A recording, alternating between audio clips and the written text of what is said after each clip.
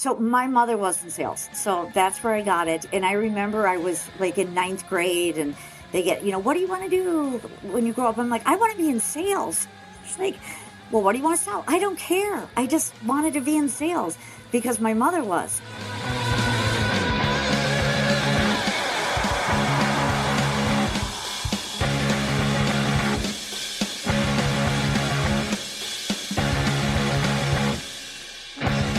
Hello and welcome to the Make It, Move It, Sell It podcast. On this podcast, I talk with company leaders about how they're modernizing the business of making, moving, and selling products.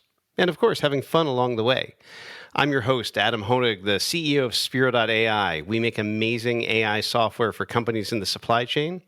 But we're not going to be talking about that today. Instead, today, we're going to be talking to Paula Gamer, the president and CEO of Gamer Packaging, which is a professional packaging company that offers custom packaging solutions. Welcome to the podcast, Paula.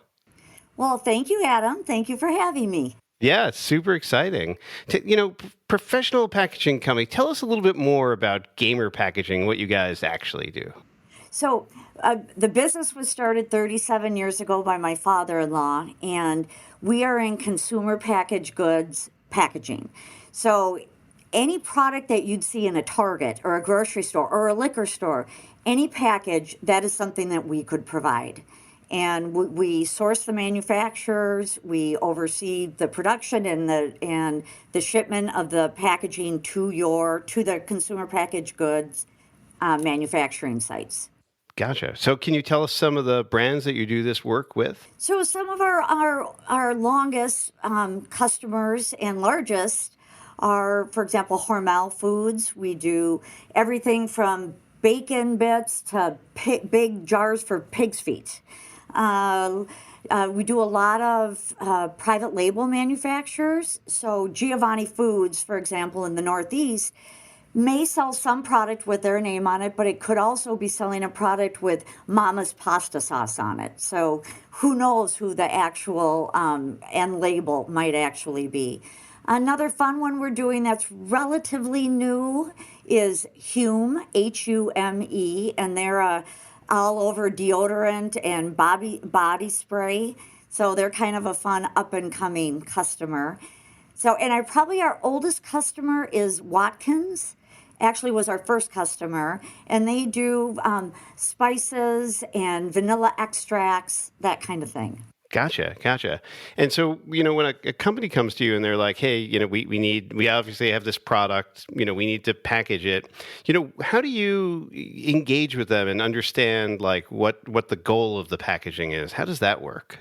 Well, the first thing we do is sit down and say, what is your vision? And they might say, I don't know. We just know it needs to be about 8 ounces, or it's in a can, and we want about a 12-ounce can. Well, we talk to them about all the different possible sizes and shapes that are known on the market today. And if they're like, nope, those don't fit my needs, I want something more unique, then we get our packaging engineer on with them, even over a Zoom call, and he'll bring up a package to start with, and they might say, no, I want the shoulders a little softer. I want it to indent or be hourglass shaped, whatever.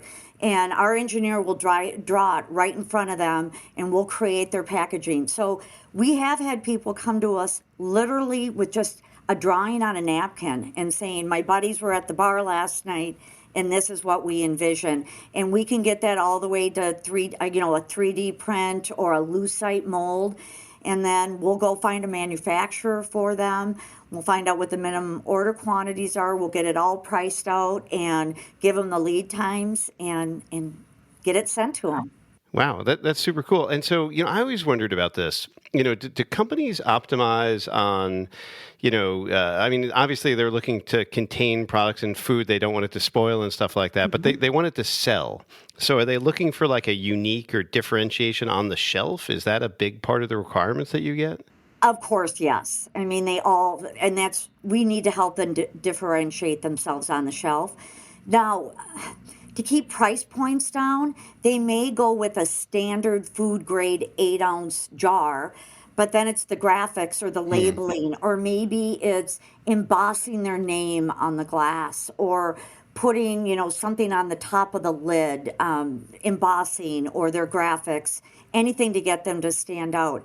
But because it does become a little bit more expensive, if you're going to totally make a custom bottle or glass, our glass shaped bottle, the minimums are going to be higher and it's going to be a little bit more expensive. So if we can get, if a stock glass or plastic or aluminum vessel is probably the least expensive, and then differentiate yourself through graphics or labeling or embossing, something along those lines. Yeah, that makes a lot of sense. I mean, when you're describing the shoulders and the head, I keep thinking of the Mrs. Butterworth maple syrup Yes. packaging from my childhood. I don't even if that's still a thing anymore, but there was a bottle in the shape of a lady, right? Yes.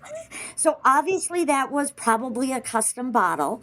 And I don't know where Mrs. Butterworth had that made, but she got some glass manufacturer to make her a mold in that shape, and they probably made a whole bunch of them. And then eventually, or even think of like the PET, the plastic honey bear shape. Oh yeah. Initially, probably someone went to a plastics manufacturer and said, "Build us a mold that looks like a honey bear." And now that's just become a stock mold. So if you're a honey company and you want a honey bear, that's going to be a stock mold that we can get our hands on. Gotcha. Well, I think, the power of the packaging is just dawning on me how strong the branding was from that Mrs. Butterworth from 40 years ago, right? It's still in my head somewhere. So, That means someone did a really good job. It stuck with you. yeah. So, can you share at all some of the more, creative or out there kind of designs that you guys have worked on? Okay, well, this is probably about 20 some years ago, for a Wisconsin based cheese company. They wanted a cheese that you could squeeze out of a container for prison commissaries. Okay. But the packaging, they didn't want the closure to be removed so that a prisoner could intend maybe urinate in that and then squirt it out and use it as a weapon. Right. So we had to develop this squeezable cheese spread for prison commissaries where the closure couldn't be removed later and then the vessel used as a weapon. So Wow. that's probably a really interesting one. Wow. Well, I guess, from a prison standpoint, there's not too many products in that area, but that's a kind of an amazing story about having to, develop a packaging that wouldn't be used as a weapon. That's Right. super interesting. So, today, what I'm hearing a lot in packaging, what I'm seeing in my own life is a lot about sustainability. How big is this for your customers? Very big. I mean, everyone wants sustainability. Unfortunately, it's still at this point can still cost more money, Mm. and and then it's difficult. So let's say you're a small up and coming brand, and you can't order 5 million of this bottle. I Yeah. mean, you're only going to start with 1 million or even 500,000. We might have to take that production offshore because the US manufacturers may not be interested in that quantity. It's too small. Mm. And then when you get into some of the offshore manufacturing, we might not have quite as much control over, the resin content and how much of that is post-consumable resin. But with the US manufacturers, there is more control, but it still costs a little bit more. And unfortunately, the packaging can end up in some situations being a good percentage of the cost of goods per unit for the manufacturer of the product. So any little penny or 2 cents they can save on a package per bottle per unit really adds up, and it might just be that little bit much more to go with a recyclable product. Or, for example, I would argue, it depends who you're talking to, but I would argue that glass is the most recyclable product. But glass is heavier, so Yep. even getting it from here to there costs more and then does leave more of a carbon footprint. But once it gets into the consumer's home, it probably is the most recyclable. Right. People may think plastic is, but then, or some kind of virgin plastic or PCR plastic product, But if they put a shrink sleeve over that, that's not recyclable. That whole package really isn't recyclable unless the end user in their home actually goes and rips off that shrink sleeve label. And that doesn't always happen. So the education all the way down to the end user, to the consumer, isn't there. So we need to keep educating everybody. And as a distributor of packaging, we can advise our customers, our brand owners, who are the manufacturers offering the most cost competitive recyclable options. And if Right. something isn't as recyclable, we'll point it out. But at the end of the day, it is our brands that will make the decision on what they're going to use for packaging. We just make Yeah. sure it's an option. Yeah, the plastic recycling is really complicated. I feel like I'm in a constant fight with our recycling provider here about what's recyclable and what's not, and it's super hard to tell. So I understand that dilemma. It is. So there's really really broad-based educational piece that needs to happen with all the consumers. Yeah, yeah. And from your experience, do you feel like it's a top three focus of the manufacturers to have ecologically friendly packaging, or it's more like five or six priority? I would say it's in the top 3 for Okay. most manufacturers to offer that. Again, a small manufacturer, it may not be quite as important, and some their focus might be, let's get the least expensive packaging out there for Yeah, people. sure, sure. Let's hit a price point for a startup, and then Yep. that might not be as great of a concern. But boy, when you look on any of them are the manufacturers we use on any of their websites, or when they come in and visit our salespeople, they always talk about their sustainability story. Yeah. Yeah. So they definitely offer it. Yeah. You had mentioned earlier that the cost of the packaging sometimes can be a pretty good percentage of the cost of the goods. Is there like a rule of thumb that people use for how much they want to spend on packaging? No, it really depends on the industry. If you're buying an $80 bottle of whiskey, Hmm. yeah, that glass bottle probably costs a buck 50. Yeah. But if you're looking to buy a knockoff brand, a bottle of water, I mean, this was probably 5 cents. So it really depends on the industry. But I would say high-end cosmetics, high-end spirits, high-end personal care products. The cost of the packaging is Yeah. going to be more up there, and sometimes they push back more on us. Like we got to get the price, because the price of the product itself is so expensive. So they really sometimes want to lower the cost per unit on the Yeah. packaging. Yeah, that makes a lot of sense. I worked in cosmetic manufacturing Oh, summers during college, and okay. like the cost of a lipstick is actually quite low. It's everything that kind of goes with it. Of course, you have to have the right color and design and everything like that to go with it. But the packaging was could be more than the material that goes into the lipstick, not the Right. whole design of it and stuff like that. But yeah. But exactly. That's where we really might start getting some pushback. Like we've got to lower this is too big a portion of our cost of goods. Yeah, but like we were talking about earlier, people do buy based on the packaging in a lot of cases too. My wife loves Casa Azul tequila. Do you know that Okay. tequila? It's the one Yes. with the bell on the top. And I'm Yep. always like, how much of this cost is going to the bottle and the bell and everything like that? It's their brand, it's their image, it's the whole. And some people, gosh, I'd argue that like it really helps sell them on it. I mean, it could maybe be really crappy tequila, but if they put it in the right packaging, someone's going to think this is great. Yeah, I yeah, have, we have, we sell to a lot of distilleries, and vodka is always a big one. I'll talk to one distiller, and they'll say there is no difference between vodkas, and it really just who packages it and who markets it the best. And then you talk to a high end vodka distiller, and they're like, it makes all the difference in the world. We use only water that's been distilled 50 times and the purest water and the purest ingredients. So, carried by mule down from the Himalayas. right, Like that's the only water we would ever use, right? Yeah. right. Well, So yeah. a lot of it's marketing. And what's really interesting is a lot of times people see a common brand on the shelf and they think, oh, this must be some huge company here on the back end. And I'll give you a prime example. Mike's Hard Lemonade. There was not a big, huge company. That was like three guys. It was, and they were great marketers. So sometimes it's just a really small group of really savvy marketers, and they have an idea and they can bring that to market. They find co-packers. They're really not even ever even touching the product almost. And it is very successful. Yeah, well, I think we're seeing that in Liquid Death, right? I mean, Yes. that brand has gone everywhere, you Isn't know? that crazy? Yes. And they're keep coming out with different offshoots and ways to maybe add some things and broaden the offerings. But great example. Yeah, well, I really enjoy this stuff because it just shows how creative you can be in business, you know, and people think, at least I did growing up, I thought business was boring.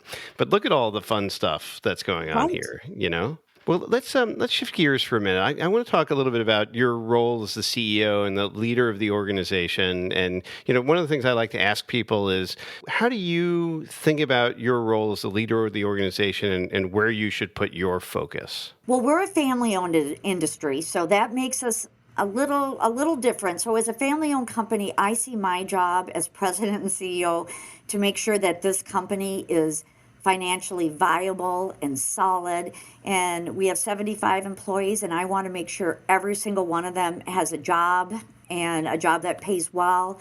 And they're counting on us to support their families. So, it's my job to be a good steward of the business and make sure that I'm there for first and foremost our employees, and then of course our supplier partners and our customers. And I try to many of our competitors are private equity owned. Ah, We're one of the very few last family owned packaging distribution companies left, and especially of our size that are left.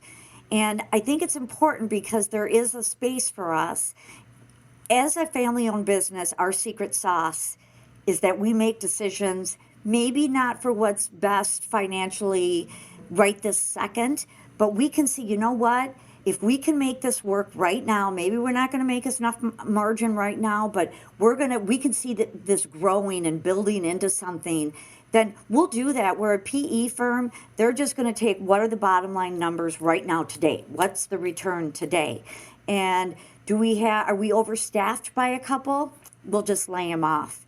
We don't do that. And during COVID, because packaging just went crazy and everyone was eating at home and drinking at home. So they weren't drinking beer out of a keg at a bar. They right. were buying an individual can of beer, and they weren't eating at restaurants. They were opening up the jar of spaghetti sauce at home. So our business just exploded. Everyone looking for packaging, not to mention all the hand sanitizer packaging. Every Sure. distiller in the world was calling us and wanting hand sanitizer packaging.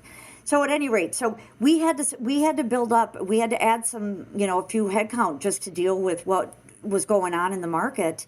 But when it slowed back down, and our business is still really strong, but went down 10-15% post COVID, and now we're at a normal trajectory. We didn't lay anybody off, but right now we're backfilling, so it works. But as a family-owned company, we just won't do that. Our employees really do come first, and then after that, our suppliers, customers are very important. But if I don't have good suppliers, I don't have anything to offer my customers. Right. So we really treat our suppliers like gold, the gold that they are, and many of the PE firm competitors don't necessarily treat their suppliers like that. They treat their suppliers like, hey, I'm going to bring you all this business. You work for me. We don't have that attitude. Yeah. And then in the end, it allows us to provide better service to our customers. And we have happy, fulfilled employees. We have happy suppliers that we're transparent with. So I think that's the difference between a family owned company. And I think it's my job to make sure that that culture and those values remain. Yeah, yeah. Well, that makes a lot of sense. I mean, your name is literally in the door, It's right? on I the door. mean, and you know, I see this with a lot of the people I talk to in family-owned businesses. They treat the company as family. They are much more inclined that way, and often, you know, like there's just a lot of that good feeling throughout the business that way. For sure. It's like, I would say though, before the pandemic, I knew every single one of my employees. husband or spouse, husband or wife's name. I knew their kids' names. I probably knew their dog's name. And then COVID happened and we all, went to Zoom. And now we're back in the office 2 days a week, but only 2 days a week. And I would like to see it more because I do think something is lost in culture. And I'll give you, for example, we do a pet of the month and we put it out on our social media and there was a pet of the month on there, Leo, a cat. And I'm like, I don't know who Leo the cat is. Why do I not know who this cat is? And it really bothered me. And it's because what's missing is where I'm just running into someone in the hall or at the coffee machine where I'm like, how was your weekend? Oh, you know what? We got a new kitten. We named him Leo. It is. It's what I thrive on as a family-owned business, but I think unfortunately some of it's been lost a little bit with. Yeah. Are you planning on moving to more in person then? I More from I, I, 2 days? re- I really want to go to 3 days a week, and the leadership team does. Not all our employees feel that way, so really trying to let everyone weigh in and get everyone's opinion. What's interesting though, there are some employees that do want to come back, and sometimes I think it's maybe some of our newer employees, maybe they're newer out of school, they don't have, the family structures Sure. or built out that someone like myself would. And I think they look at it as a way to get out of their house. Oh, yeah. They like, well, maybe I'm going to go have lunch with my coworker, It's like a or hey, social yes, environment. it's a Yeah. social Right. thing. Or hey, do you want to go out and get a beer after work? So Yeah. I do think we do have some employees that are hoping we do come back 3 days. We'll Yeah. never come back five. I do think that ship has sailed, but I'd like to settle in at about three. Yeah, we're doing 2 days a week now, and we You are. just we just increase our office space to get to three to provide a little bit more amenities and stuff like that. It looks like you have a very nice office setup, but but that's part of our strategy, and but not really forcing people, just making it attractive to people to Okay. come in. You know. So we are actually probably moving in about a year. Our lease situation. So we're in just a B class office building in downtown Minneapolis, and we are very close to signing a lease with an A class building that has many more amenities. And we are hoping to, when we move into that new building that has a bunch of really nice new things, that could be a draw, and we could lure people back in 3 days. So. Yeah. Yeah. But Adam, how are your employees feeling about it? Like, is Well, I think everybody is of kind of two minds, like if people want to be together and they want to be social and they want to have a beer after work, but they like walking their dog at lunch, and so like that's the thing. Everybody's got childcare and stuff like that they've got to deal with, and having more flexibility is really helpful, right? so we're trying to navigate that, but I think for especially what you said for new hires, for them to have the connectivity to the organization, and there's a lot of things that we have documented, but there's a lot of things that are kind of still an oral tradition at the Yeah, business. very Getting them much that so. oral tradition, it just doesn't work so well over Zoom, Yeah, and having a relationship, and you're the CEO, I'm the CEO, with a new employee, having them have the courage or confidence to say, hey, I think that this is a problem, like that takes a relationship, right? right, And somebody doesn't somebody's not just going to send you an email that doesn't know you well saying that there's a problem. right. So They're that's probably that. just not. Yeah, they're not going to do it. Yeah.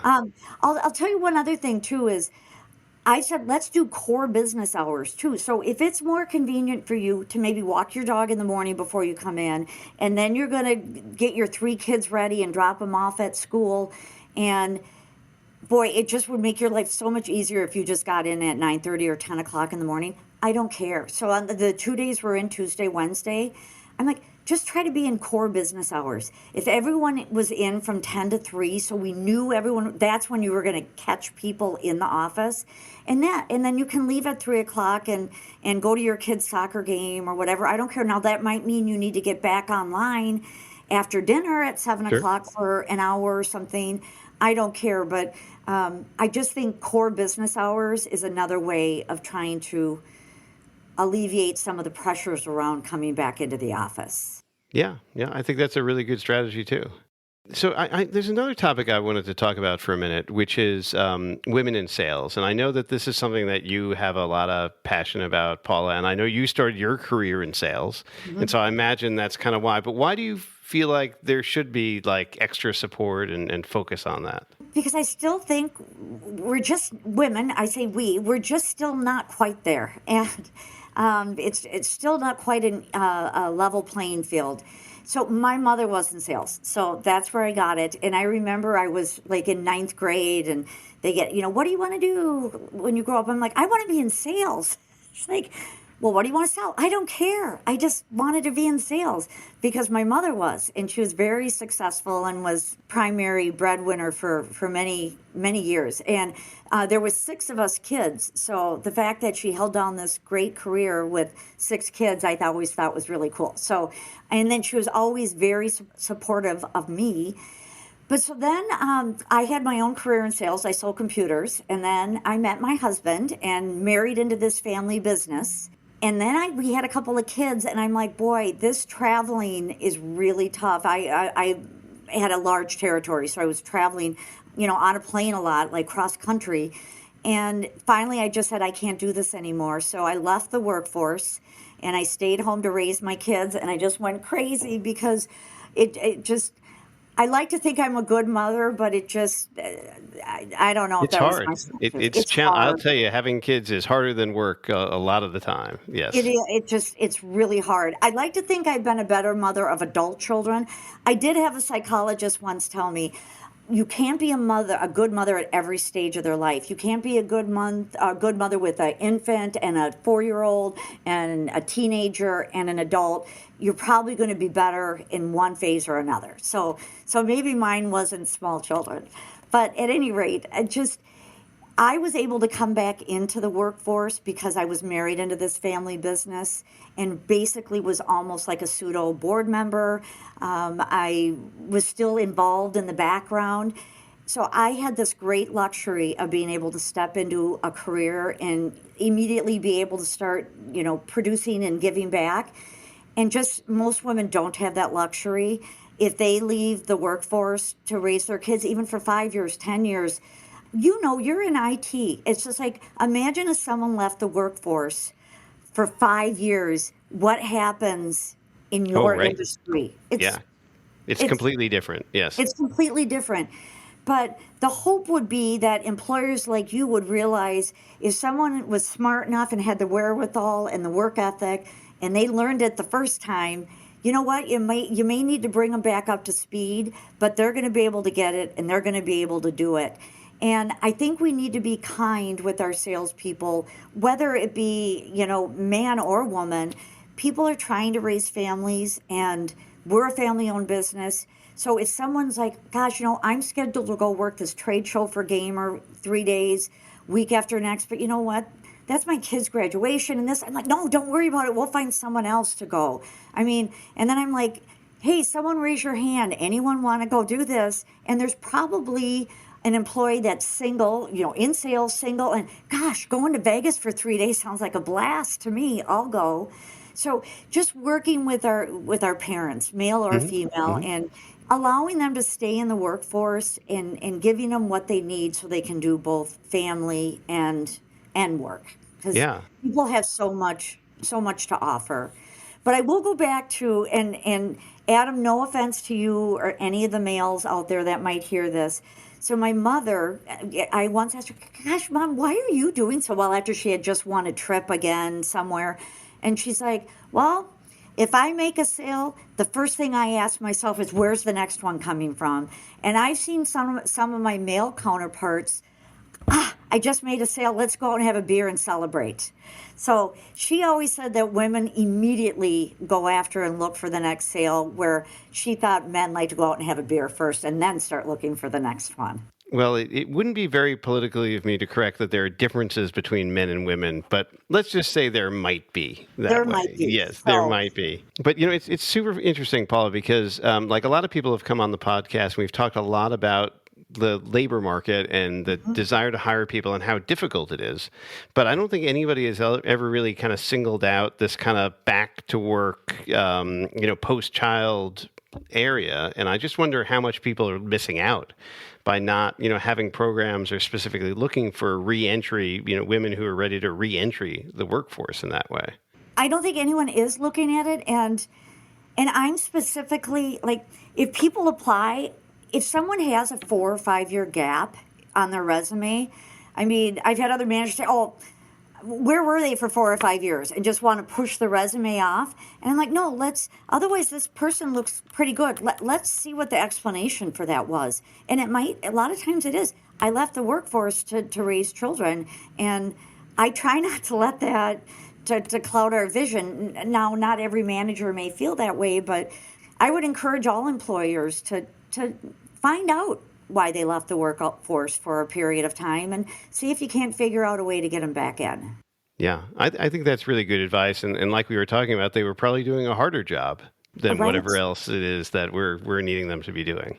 Absolutely. Well, Paula, it's been super to have you on the podcast. You're such an enthusiastic guest. I love that. I love hearing about all the packaging stuff. We could talk about that for hours, I suspect. You could. It's fascinating stuff. Yeah.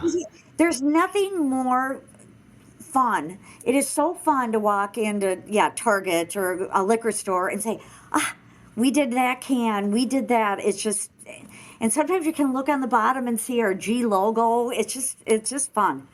Awesome. Well, thank you so much for being a guest on the podcast. Thank you for having me, Adam. It was a pleasure.